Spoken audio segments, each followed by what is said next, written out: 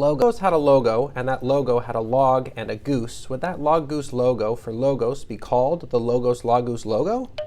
Makes sense to me.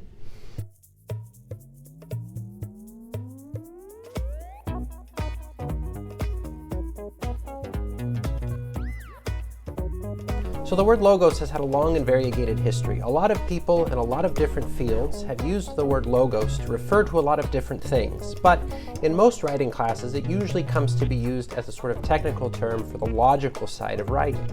Most often when we're talking about logos in the context of a writing class, we're talking about the facts that exist in a piece of writing, and usually we'll point to anywhere that a writer includes statistics as evidence for the facts that they've included. This is a good place to start. However, we can do a whole lot more than just identify facts when we're thinking about logos. That's why when we talk about logos here, we're really more interested in the things that writers can do to show readers that their claims and arguments are reasonable. At its most basic, logos is really about showing your readers that what you have to say makes sense.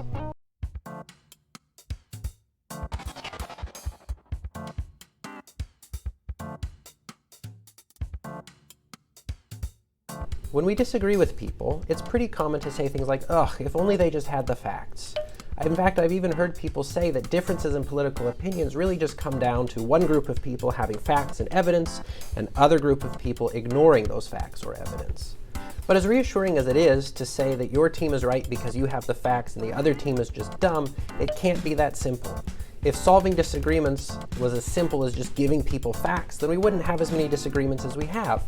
You wouldn't need rhetoric, you wouldn't need persuasion. All you would need was an encyclopedia and a list of facts to show to the other side. The fact is, facts don't tell us very much, or at least they don't tell us enough. So, for example, the winter got pretty cold where I went to college. It was a fact that on some days it was cold enough that you could throw an ice cube out the window, and by the end of the day it would still be there. So if you're me, the fact that it was that cold meant that it was also time to get out the coat, to turn up the thermostat, to mix up some hot chocolate. But whenever I was walking around campus on days like that, I would always, without exception, see at least one person walking around with shorts and sandals. Were they just stupid? Had they missed the memo somehow that it was colder than the freezing point of water? Didn't they know that cold weather means put on a coat and put on long pants? Now obviously they weren't stupid. Obviously they were not oblivious to the fact of the temperature outside. They had just noticed that fact and interpreted it differently from how I had. For me, the logical leap between a cold day and long pants and a coat was so fast that it felt automatic, that it felt like a necessary conclusion. For those guys walking around in shorts, the cold weather did not trigger an automatic wardrobe change. Of course, it was as cold for them as it was for me, but they did not interpret that cold in the same way that I had. It didn't change their behavior, even though for me, it seemed that a behavior change in response to that temperature was so obvious and so necessary. So if we think about me and the guys in the shorts, it's not true that I was using logos and they weren't. Both of us were informed by reasonable interpretations of the facts of the day. If I had walked up to them and said, excuse me, but I don't know if you've noticed, it's 25 degrees out, I really don't think they would have been surprised and then rushed home to change. But for some reason, when things get political, we forget that people can respond to the same facts in different ways. That puts us in the position of assuming our political rivals are dangerously stupid, and that means that we spend a lot of time talking past each other instead of engaging each other in meaningful discussions.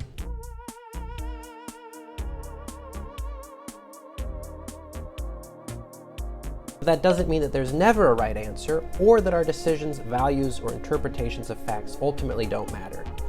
The point that I'm trying to make is not that all positions are equally valid as long as you can give good reasons for them.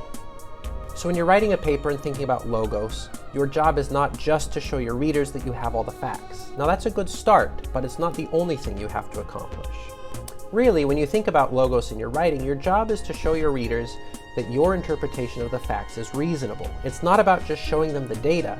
Really, it's about showing them that the conclusions you draw based on the data make sense. The real point is that you as a writer can never afford to present just the facts and then assume that your readers will automatically agree with you. Whatever issue you're writing about and whatever position you take, there is always a possibility that your reader will simply interpret the facts in a different way. If all you do is present the facts without also presenting a clear and compelling case for why your interpretation of those facts is the best interpretation, you'll probably only end up reinforcing your readers' previous beliefs. They'll see the facts, They'll assume that your interpretation is way off base, and then they'll just ignore whatever else you have to say. And obviously that's not what you want. If you really believe in what you're writing about, and you really want your readers to believe it too, you should be able to explain why your interpretations of the facts make sense, and why other possible interpretations just aren't as reasonable. You should, in other words, be able to explain to your audience why they should be thinking about the facts in the same way that you do.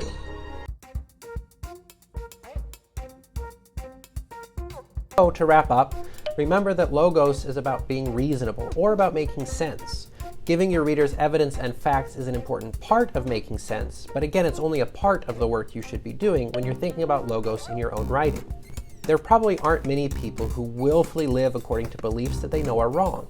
Most people will have good reasons for thinking and acting in the ways that they do. Because of that, it is really important for you as a writer to remember that your readers, even the ones who disagree with you, probably have pretty good reasons for disagreeing. And it's not just because they're ignoring the evidence or being intentionally difficult. Because of that, it's important to think of your readers as human beings and not as little fact machines. When you present facts and evidence to them, make sure that you also present your interpretations of the facts and explain where those interpretations come from. And then make sure that those interpretations make sense. So, if you can move in your writing from just delivering facts to instead presenting compelling and reasonable interpretations of those facts, you'll be writing some pretty powerful stuff. In that case, you won't just be writing to teach your readers some new things, you'll be changing their minds. Well, that's going to do it for today. If you've got any questions, leave them in the comments. And if you've learned something from this video, consider sharing it with a friend or classmate. Either way, I'll see you later.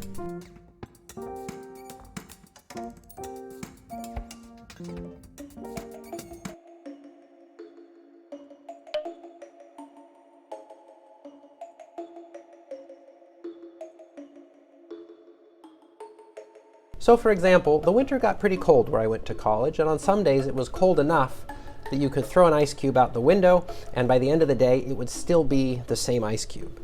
It wouldn't melt, it would just stay the same because it was so cold. And would you like me to explain that more? Because I really could explain it in much greater depth, and I think that would be thrilling for all of us, especially me. And I'm just done. We're just done.